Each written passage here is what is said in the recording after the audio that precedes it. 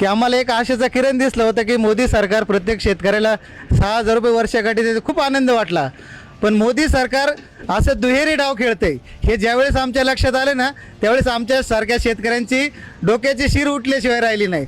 कारण एक अशी परिस्थिती आहे, आमच्यासारखा अल्पभूधारक शेतकरी, आमच्या परिसरामध्ये साधारण एक 3-4 एकर क्षेत्रावाले शेतकरी, आमच्यासारख्याचं खतं औषधाचं वर्षभराचं पेस्टिसाईड साधारणतः 1-2 लाख रुपयाचं होतं.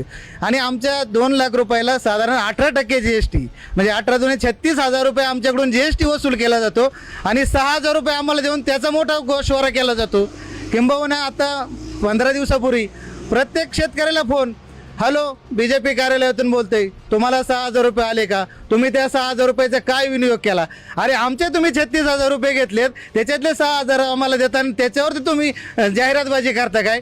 आणि याचा कसूर शेतकरी येणाऱ्या निवडणुकीत दाखवल्याशिवाय राहणार नाही. एका हाताने शेतकऱ्याचं टोपभर काढायचं आणि चमच्याभर शेतकऱ्यांना द्यायचं, अशी यांची वृत्ती आहे. आणि या वृत्तीच्या विरोधात निश्चित शेतकरी एकवटल्याशिवाय राहणार नाही. मैं लड़ाई लड़ रहा हूं आपके लिए.